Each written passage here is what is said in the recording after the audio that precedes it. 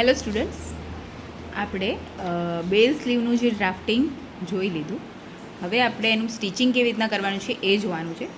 હવે આપણે જે આ ફેબ્રિક કટિંગ કરેલું છે એને મૂકીને કાપડમાં આપણે બાયસમાં જ કટિંગ કરી લીધું છે. તમે જોઈ શકો છો, બાયસ લાઈન દેખાય છે. હવે આ જે છે આર્મ હોલનું માર્કિંગ કરવાનું આપણે ભૂલવાનું નથી, કેમ કે આપણે એને એક્સટેન્ડ કર્યું છે, વધાર્યું છે, એટલે આર્મ હોલ આમ સળંગ જેવો દેખાશે. તમે એક લુકમાં દેખો છો, દેખાય છે? તો એનું માર્કિંગ કરવું જરૂરી છે કે આર્મ હોલ આપણો અહીંયાથી સ્ટાર્ટ થાય છે, એટલે એ માર્કિંગ ખાસ આપણે કરી લેવાનું છે. નહીં તો તમને એટેચ ક્યાં સુધી કરવું એ ખ્યાલ નહીં આવે આર્મ હોલને. બરાબર છે? હવે એનું સેન્ટર લઈ લઈશું. એકદમ નાનો નોચ કરવાનો છે, જેથી સિલાઈ વખતે આપણને કંઈ તકલીફ ના પડે. આ રીતે દેખી શકો છો તમે, એકદમ નાનો નોચ કર્યો છે. હવે આપણું જે બેઝિક બ્લોક છે એમાં શોલ્ડરથી આપણે સ્ટાર્ટ કરવાનું છે. સીધા જોડે સીધું એ રીતે આપણે બેઝિક બ્લોક લેવાનું છે. બરાબર છે? એટલે એ રીતે આપણે બેઝિક બ્લોક પર સ્લીવ ગોઠવવાની છે. ઓકે, આ રીતે. હવે સેન્ટર આપણું શોલ્ડરથી આપણે સ્ટાર્ટ કરીશું. આપણું શોલ્ડર છે,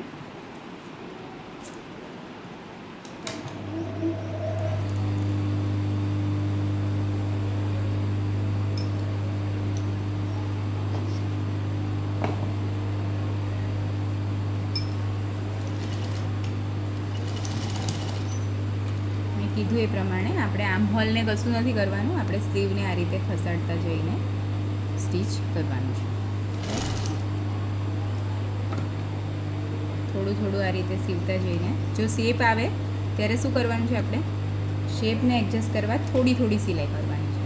બરાબર છે? થોડી સિલાઈ કરશો એટલે શેપ પ્રમાણે આપણું કાપડ જે છે, સ્લીવ જે છે એ એટેચ થશે.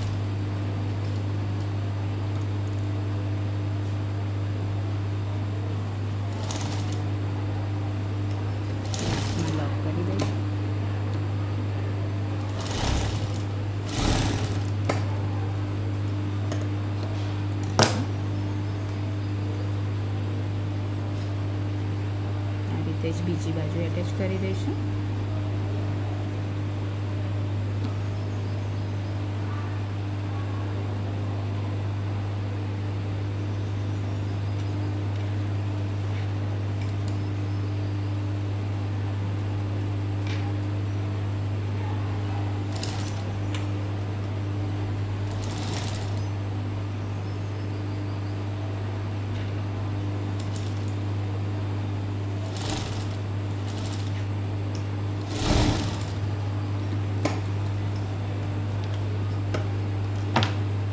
થઈ ગયું છે. હવે આપણે જે આ ખુલ્લો ભાગ રાખ્યો છે, બરાબર છે, તો એની પટ્ટી આપણે વાળવાની રહેશે. એ પણ એકદમ ધીમે રહીને વાળીશું. બાયસ છે એટલે બહુ ખેંચવી નહીં, નહીંતર એનું શેપ વધારે બગડી જશે. બરાબર છે? ખાલી આપણે થોડુંક સ્લાઇડ જે છે, બેઝ સ્લીવ છે એટલે આમ કરીને ખુલ્લું તમે કરી શકો છો. બરાબર છે? પણ વધારે ખેંચવાનું નથી. પટ્ટી વાળી લઈશું.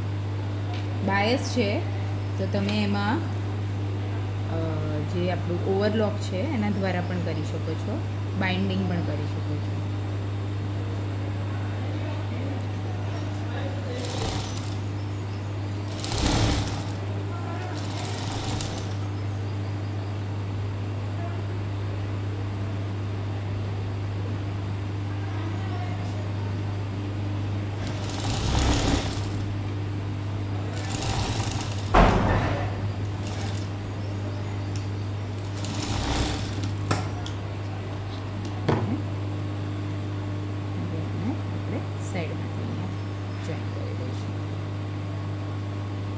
આપણે જે છે આ એક્સ્ટ્રા લીધું છે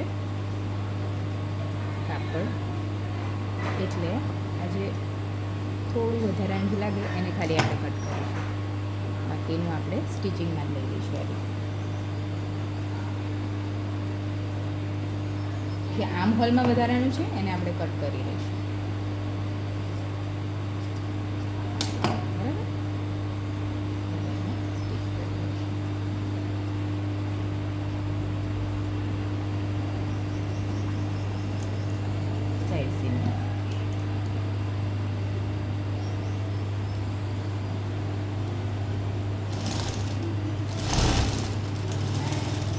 જે આર્મ હોલ તમે સાઈડ સીમ જે જોઈન્ટ કરો છો એમાં ખૂણો નથી પાડવાનો, એને આવી રીતના શેપમાં જ કન્ટિન્યુ આપણે સીવવાની હોય છે, બરાબર છે. એટલે એ ખાસ ધ્યાન રાખવાનું.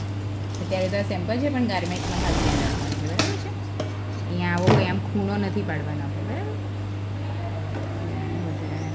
કરી દઈશું. હવે એનો લુક કેવો આવે છે એ તમને બતાવી દો. આપણી સ્લીવ રેડી થઈ ગઈ છે, દેખી શકો છો તમે.